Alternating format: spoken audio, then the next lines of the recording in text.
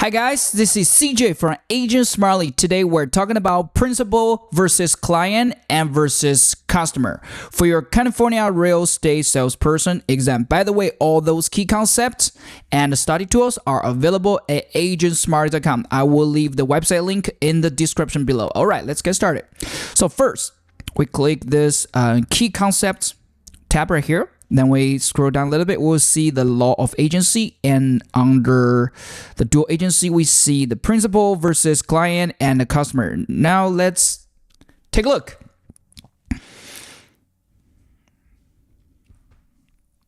Okay, so now let's take a look at the definition first. In real estate, the principal is the person who enter a contract like a seller or buyer. The client is the party who signed the agency agreement and receives the fiduciary duties, while the customer is someone who used the agent's service without a formal agreement, must be treated honestly, but it doesn't get fiduciary duties. So in your exam, you will see they use, so pretty much you can think the principal and the client, there's the same thing. So they are assigned the agency agreement, a contract with you.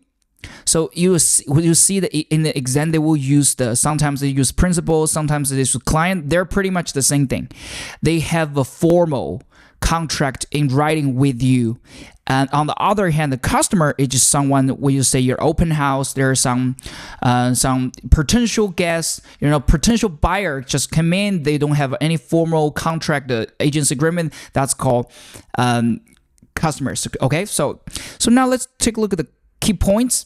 The key points: the principal is the person in the contract, such as the seller or the buyer. That could be your seller client. It could be a buyer client.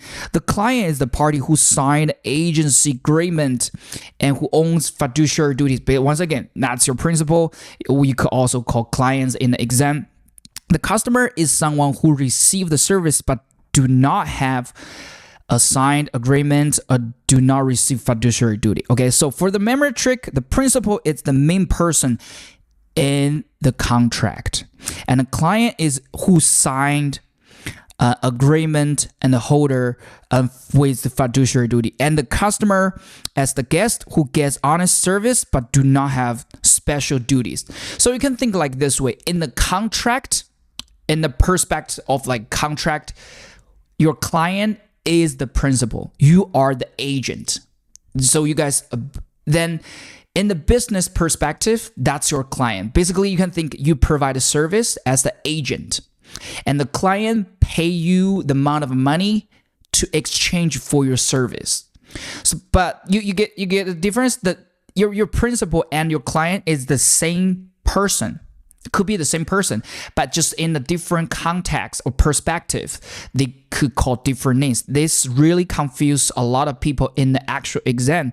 Now let's take a look at the real world example. When a seller signs a listing agreement, they become the client of the broker. See here, the same person, the seller, they become clear, and the owner, the broker owns fiduciary duties. And the buyer who signed a buyer representation agreement is a client. Once again, those are ways you have the formal agency agreement with you, the agent. A potential buyer who visits the property without agreement, they are customer. Must be treated honestly, but do not own any fiduciary duties.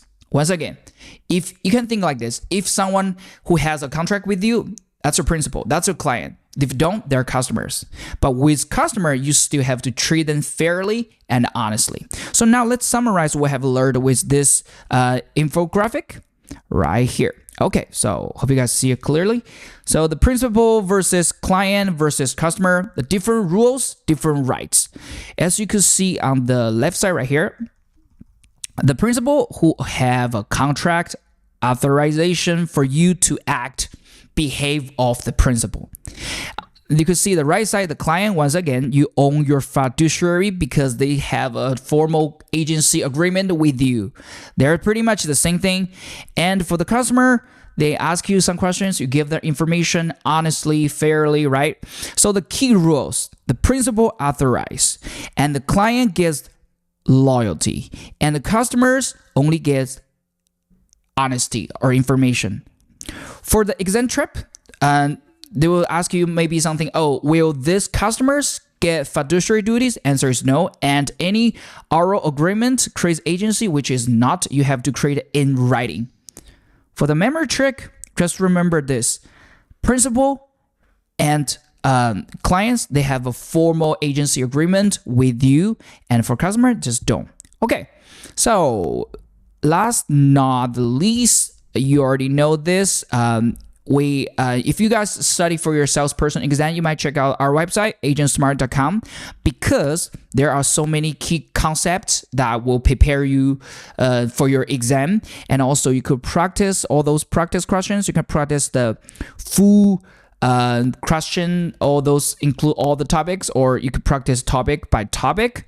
And last not the least, you will see we have an exam readiness score, which have 4 aspects or 4 pillars. So how many questions you have done, you should get 300. What's your overall accuracy? You should get 82%. How many topic you have done, you should get 7%. And how many key concepts have you reviewed already? So based on those things, they will give you a readiness score. Of course, you will get 80 above. That's the best. And yeah, that's pretty much about today's video. And if you like this video, make sure to subscribe the channel and like this video, because every week we will release the key concept video like this one for your salesperson exam. And bye for now. Happy studying, okay?